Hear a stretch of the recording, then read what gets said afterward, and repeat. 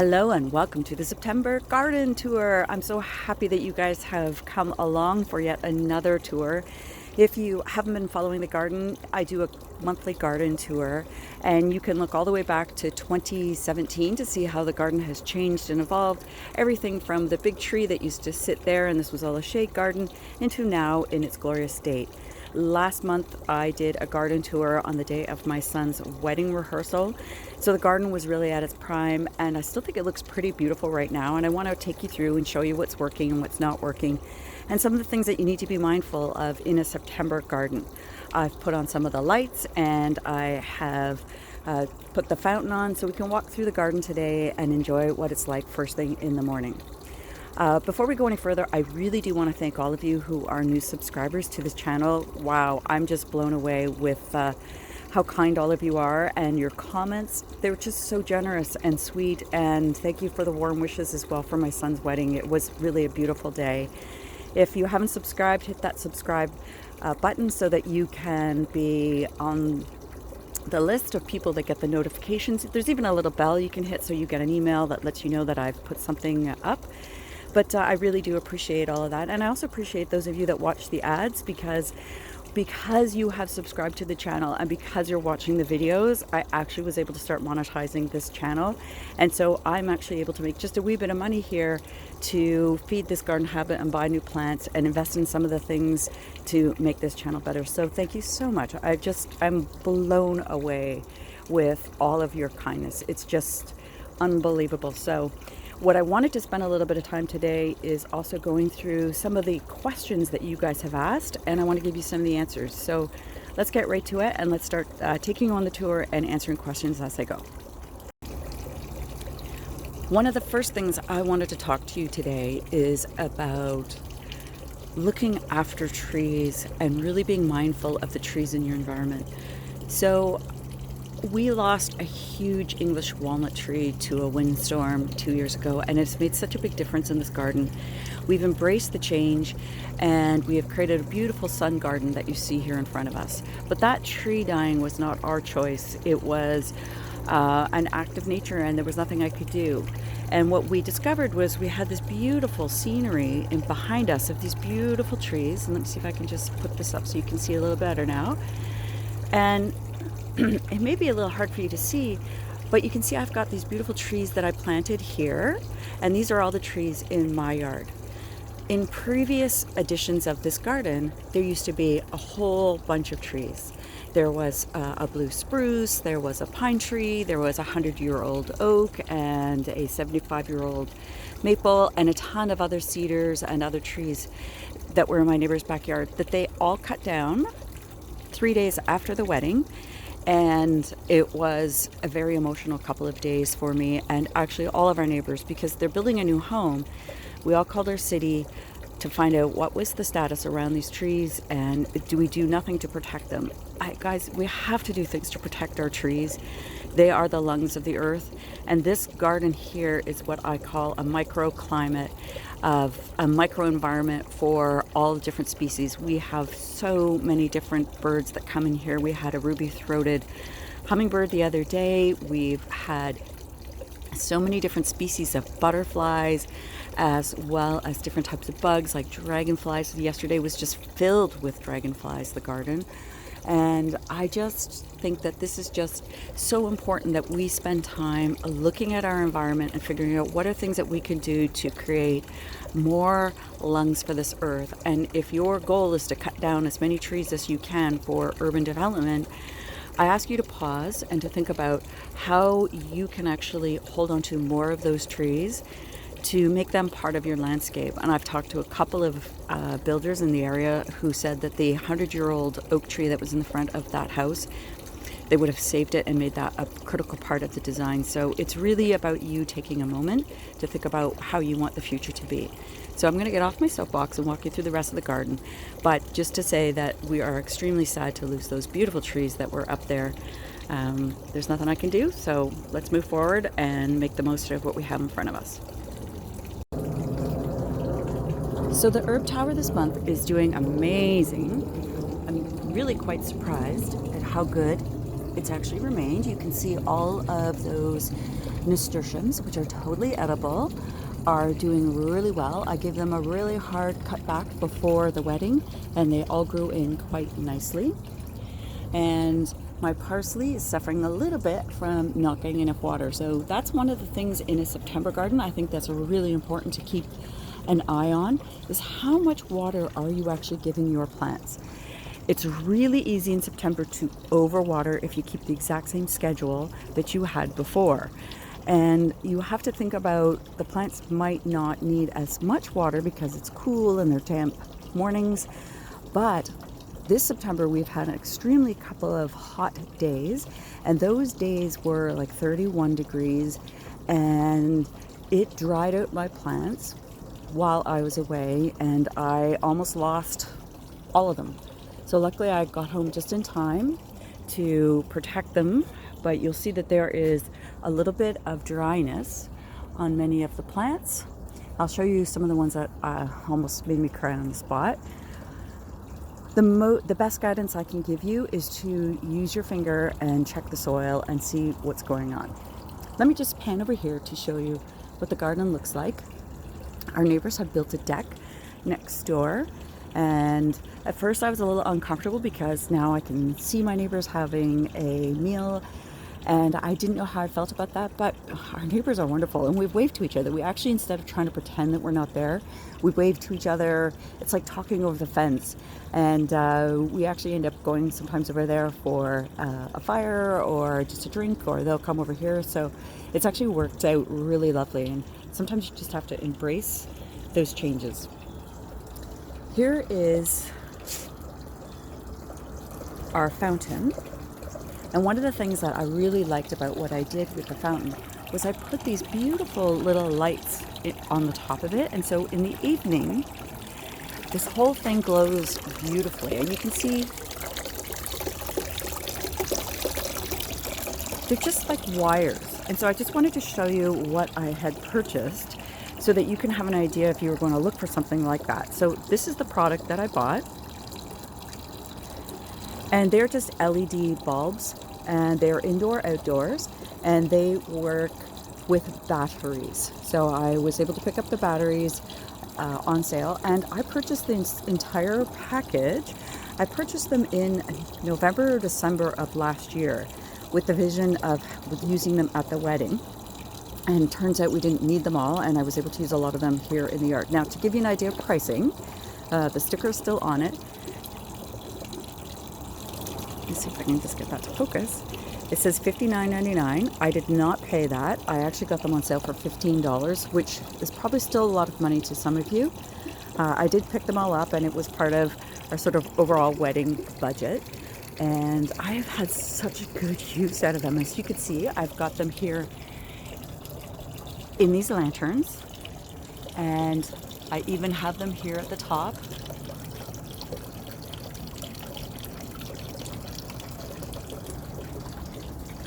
And I've got them in a couple of other spots. The ones that are here in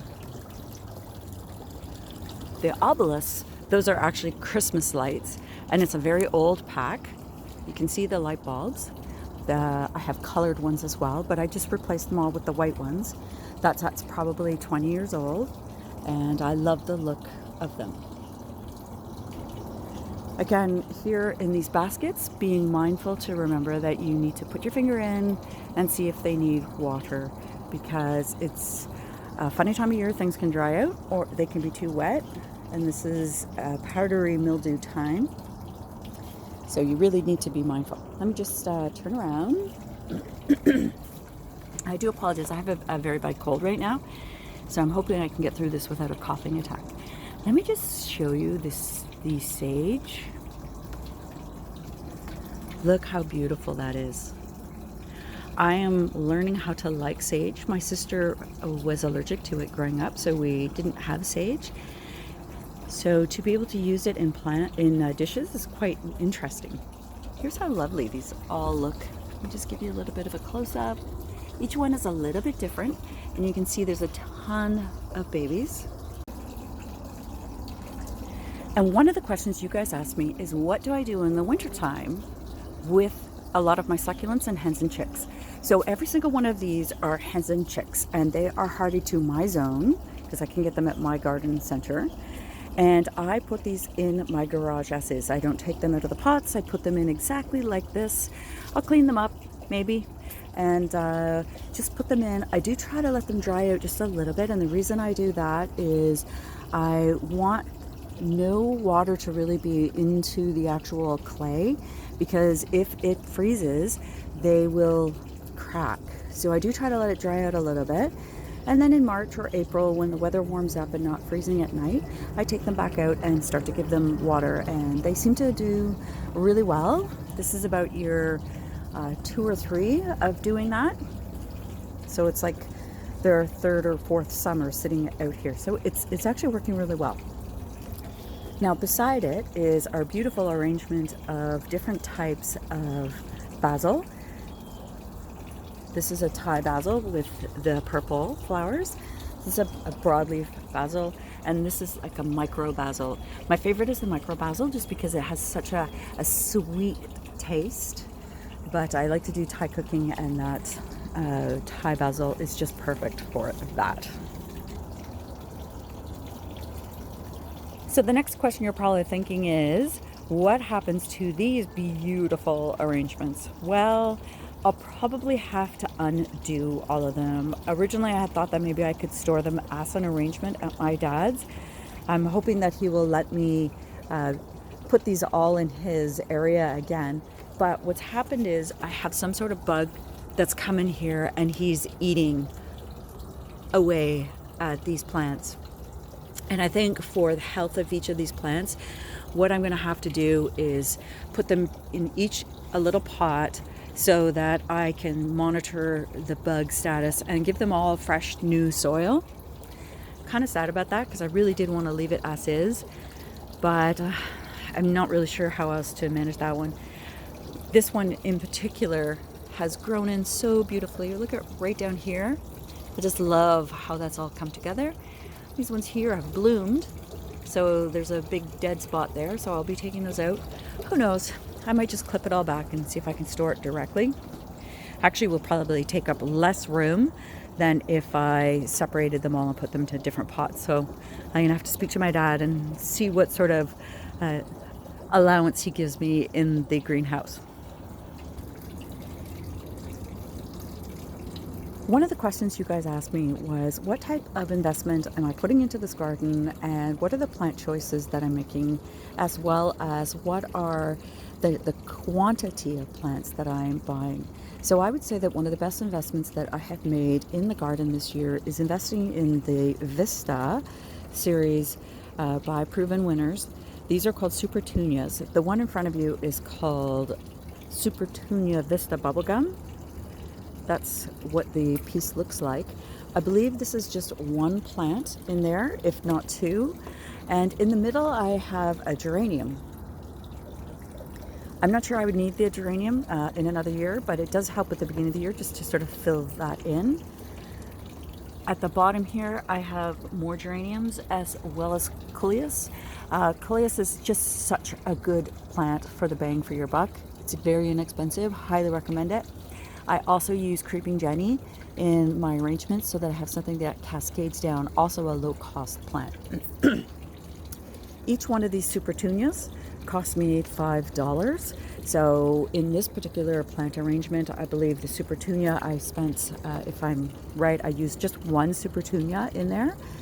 And so that's $5, and I probably spent another $4 on that geranium. And you can see, if you were looking at your overall investment, the Supertunia, total bang for your bucks. Now, let me walk over here. I believe each one of these, again, this is Supertunia Vista Bubblegum in here. I believe there's 2 plants in each one of these. So that's $10. And then the grass that you see there in the back, that is a proven winners product as well, and that is mini tut, and it does really well. There's, I think, 3 different varieties of this. There's Prince Tut, King Tut, and Mini Tut. This one works really well for this space, and it was probably, I want to say $10. So again, if you look at the overall cost of that one, that's around a $10 a basket, and another $20 a basket, so $40 right there. I also put in some geraniums. Again, I would probably not next year the geraniums, just lower the cost of the basket, because when I look at those two plants together, they fight each other just perfectly to balance out that space, and there's no need to put the extra geranium in there. So these baskets here, I have 2 of the Bordeaux's and 1 of the Vista fuchsia here in each one of these plants. And what I find is really interesting is each one of these containers looks totally different. Sometimes the Bordeaux has been stronger and the pink is more recessive, and sometimes the pink is very intense and the Bordeaux is a lot calmer, and it has changed throughout the year as I've trimmed them. So again, this is $15 worth of Supertunias, and in the middle I have a Mandevilla. The Mandevilla climbs right up the obelisk. It was $15 each. It's such a beautiful, beautiful plant. I buy the smallest ones that are available, and that will last right into November. It will even survive a couple of frosts, and the leaves get really intense in the color, and it's just really quite beautiful.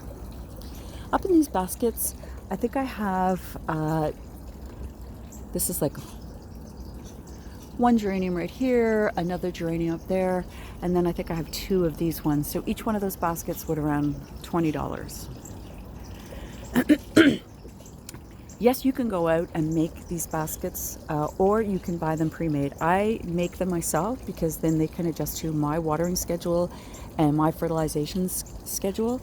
I really think it's important that you acclimatize your plants to your conditions, because every time I have bought a pre-made mixture, I usually kill it within a couple of days. So that is why I do this particular route. Let's walk down over here. So here you can see very clearly that there is 3 different types of Supertunias here. I have the mini silver, which is the white one with the purple throat. I have the Bordeaux, and I have the fuchsia. Over here, I have the Bordeaux with the mini silver and the Bubblegum, as well as in the middle of that plant, I have a Gara, and the Gara just sort of literally sprays out of that plant. It's beautiful. Gara I can put in the ground, so I'll see if I can get another year out of that, because that was another $10 to $15 investment in the middle of that arrangement. So yeah, these all add up because of the wedding. It was totally worth it for me to invest in this stuff. And I would also say, just as an overall plant investment, definitely I will be doing these Supertunias again next year, because I just got terrific bang for my buck out of them. I have loved this little daisy. Usually I have at least 3 blooms on it, but I didn't trim them quick enough, and so they are taking a little time for them to develop their next round of blooms.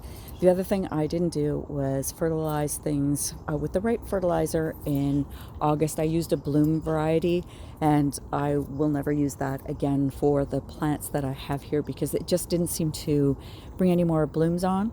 Whereas the fertilizer I've been using is more of an all-purpose bloom, so it makes the plants bigger and stronger, and the bigger the plant, the more blooms they're putting out. So that's what I found to be most useful for me. So I have really enjoyed the structure of this little plant.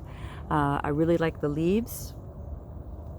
Now, what I did do, I had bought 3 of those, and I had put 3 of the one in that container, and then I put 1 right in the front here, and I put 1 in the back, and they did not do well here. I got blooms at the beginning, and then it's just too crowded for them. So I won't be investing in them for those spots, but I definitely would invest in those plants.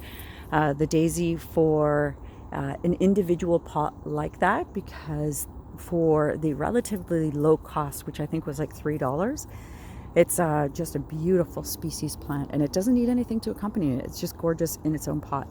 Now, at the same time I bought those daisies, I bought these ones, and I have questioned my decision from about June onwards as the rest of the plants took on. But now that it's September, they're actually coming into their own, and they're taking up some of the empty space that things have sprawled down the bottom, and the daisies are filling in this space quite nicely.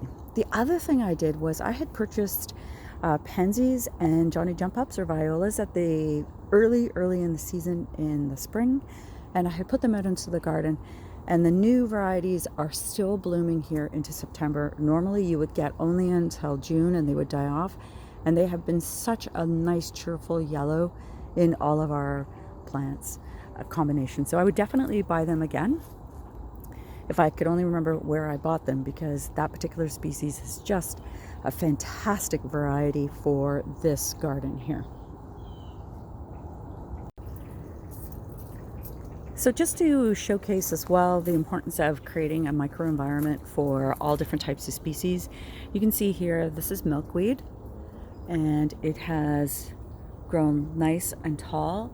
It even has its pods, which will bloom out into and seed into the garden. I will control where I want them, but I do like them where they are. One thing I think that's really important as well to remember is that in the September garden, it's really easy to think that you don't have any more chores. So there's still weeds I need to get to, but most importantly is to think about all of your trees and shrubs right now. It can be a windy time of year with different winds coming through, and you can have more overcast days and think that your plants are getting rain, and they may not. So you can see that I'm actually have a little bit of indicators to tell me that this plant needs some water. The leaves are a little bit droopy, as are these ones over here. So I will be giving all of these guys a really good drink. And I would say from now into November, make sure that you're giving your plants a good watering once a week, if not once every 2 weeks. Just put that hose on them, let them sit, get this. You don't want to have like a puddle underneath your plant because that will rot it, but you want to make sure that they're getting enough water so that there's enough vitality in that plant to get it through the winter time. And you can see we do have sun scorch still on all of these hostas. Some of them are starting to change color, and I'm okay with that. My husband went on a canoe trip, so the canoe is still waiting to be put away. But here's the plants that we almost killed, or I almost killed, because I didn't water them soon enough. And you can see there's a lot of dieback in here. Typically at this point I would come and I would just get rid of it, but I think that they're going to be just fine for the next couple of weeks with the cold weather coming in. I will probably take the beautiful Spanish lavender standards out and see if I can overwinter them at my dad's house, because they were a considerable investment. I think they were maybe $30 a piece, which is a lot of money in my opinion. So if I can try to overwinter them, I think I'll do a heavy trimming on them and see what happens. It's they're beautiful. I'm not sure it's an investment I would make again next year, just from a budget perspective, but boy, I have loved them in this spot. So it's really important to make sure that you're coming and watering. So 2 things that I did wrong here was I fertilized everything, and then I watered everything, and then thought, oh, it'll be okay, it's overcast, and didn't think about the fact that the weather was going to get hot. It was only scheduled to be 22 degrees all weekend, and I thought it would be okay.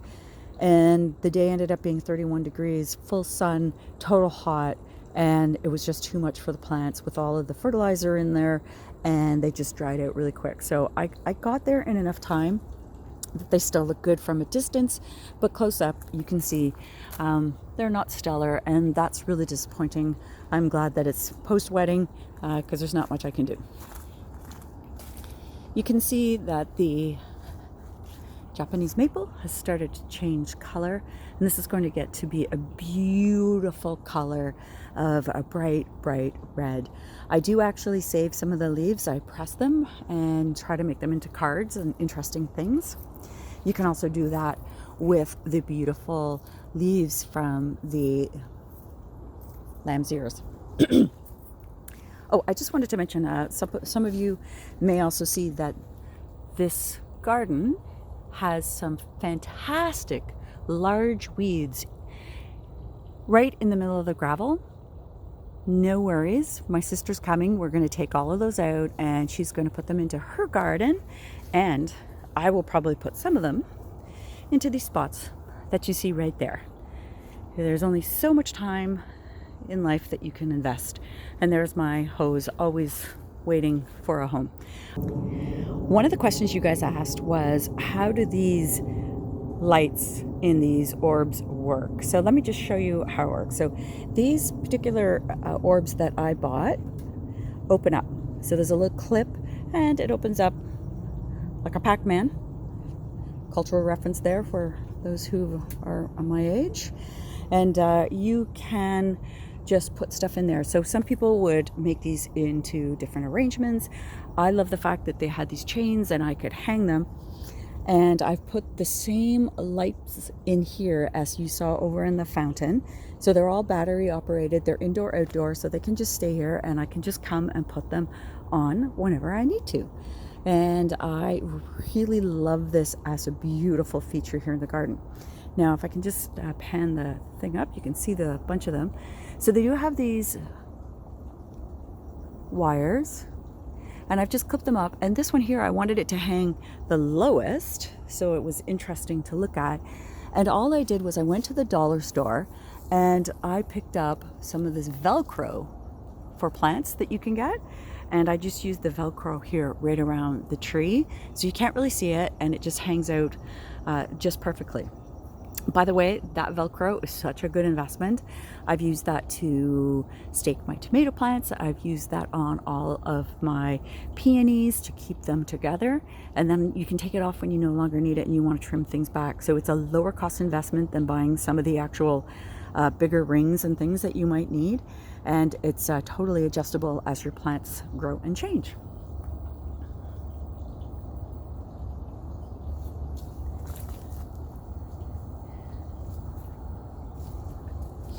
So let me just show you what that looks like. Pardon the canoe. So pretty. Hammock has had very little use this year. Very unusual. Need to get that back into action. You can see how beautiful this arrangement looks. Look at that. And this is my serviceberry. Beautiful color. And my fountain, and I am hopeful that this is more about dryness than any sort of disease coming to kill off my Japanese maple here. I've lost many of this variety due to this exact condition, so I'm not sure what it is. It's very frustrating, but it could just be competition with all the plants that are around it. So you can see these ones. These are the same arrangements and the same plants that we saw before. In these particular ones, I have used 2 of the Vista Bubblegum and 2 of the Vista Fuchsia. Great investment as well. I've used a Mandevilla and in white. The Mandevilla did not do as well out here as it did in the obelisk up by the deck. It's just a little warmer there, and they love that warmth, and they get a little less sun back here. So I may try something else in here. I may actually try some of the Thumbergina, which is Black-eyed Susan vine, next year. It'll be a lower cost solution, and I think will look stunning with those yellow flowers coming out of the top of it.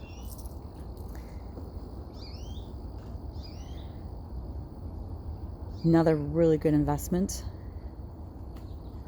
are just little cell plants. Don't undersell the value that you can get in some of these cell plants. So this is really just probably no more than $5, this whole arrangement. Start with where your budget is and decide what your year is going to be.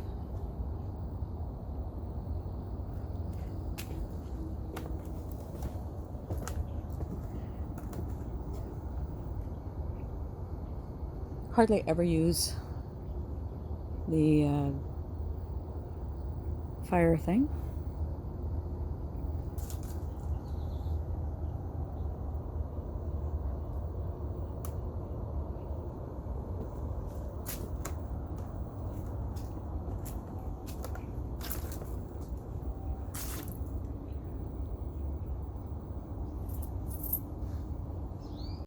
So let me just So here's what the garden looks like from that angle. I have to say it still is looking pretty beautiful. You can see that it's been very dry here for the last, I'd say a month. And we did have a good amount of rain yesterday, but it's just not enough. So I am going to have to do some watering. I do love the way that this particular entire arrangement has come together. Look at how beautiful that Thumbregina has just climbed up that archway. It does need to be fertilized to get the flowers. So once I gave it some new fertilizer, it just spruced up and gave me all those beautiful flowers.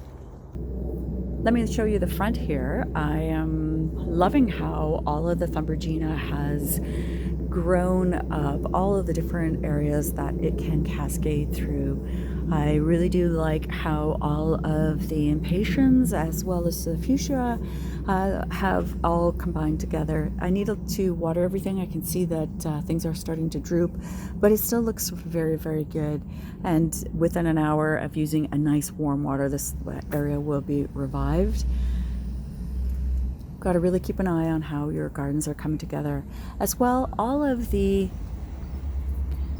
succulents that I planted in this area have done extremely well. Even though it's a low light area, this is more of a shade garden, things have come in really quite nicely.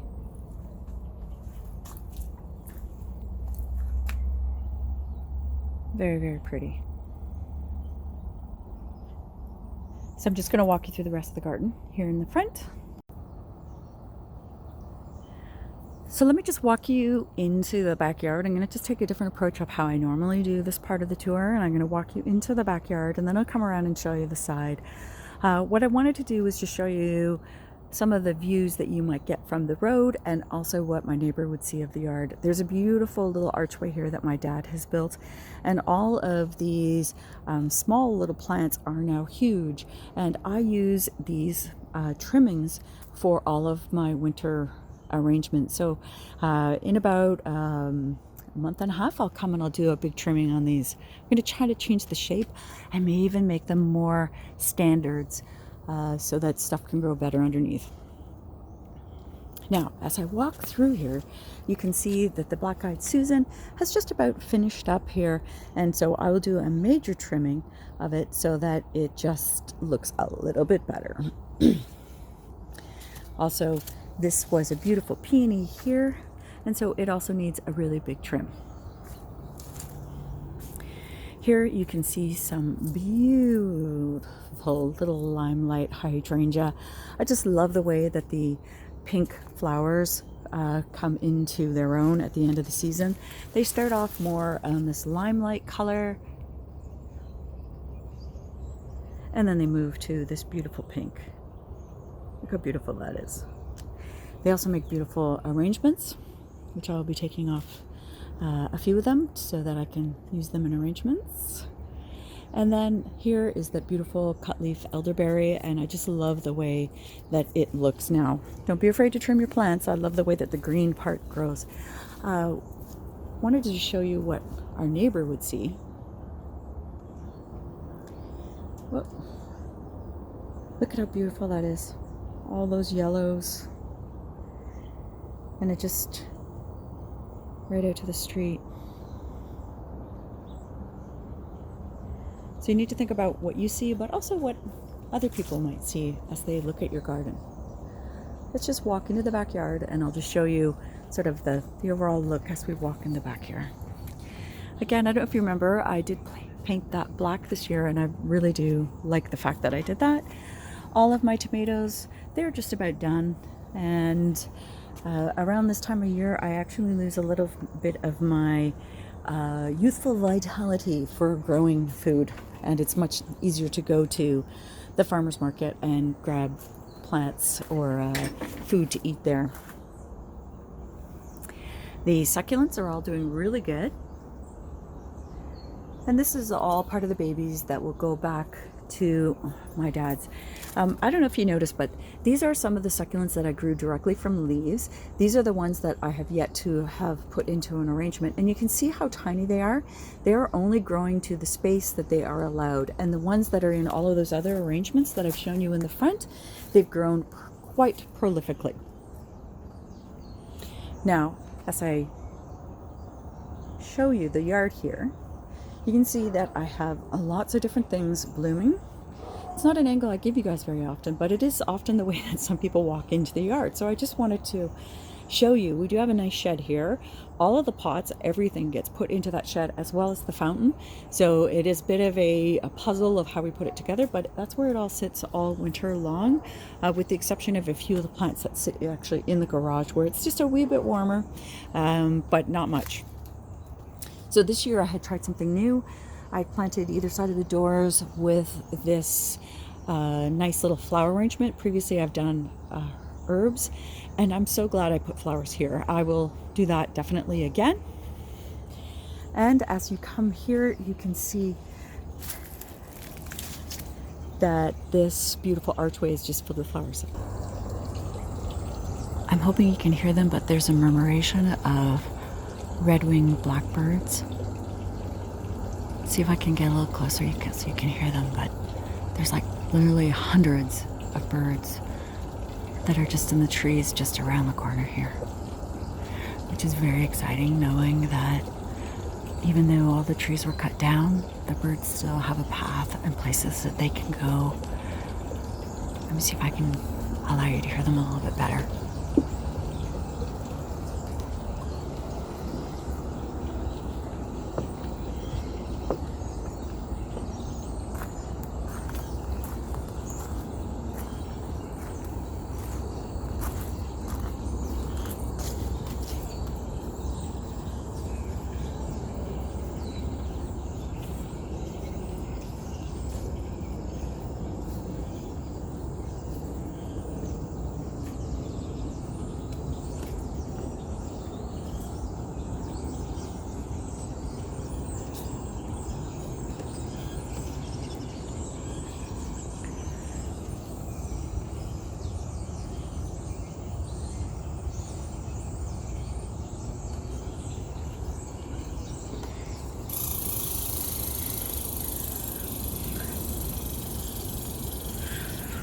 Guys, it's the day of the global climate strike, and to hear this abundance of beauty,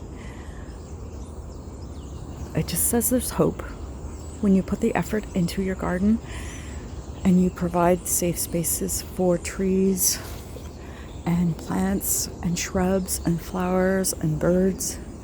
It's all there if you make your individual effort. So I'm just going to leave the video here, and I'm going to listen to all this red squirrel going crazy and the murmuration, and just know that everything that you do in the world makes a difference.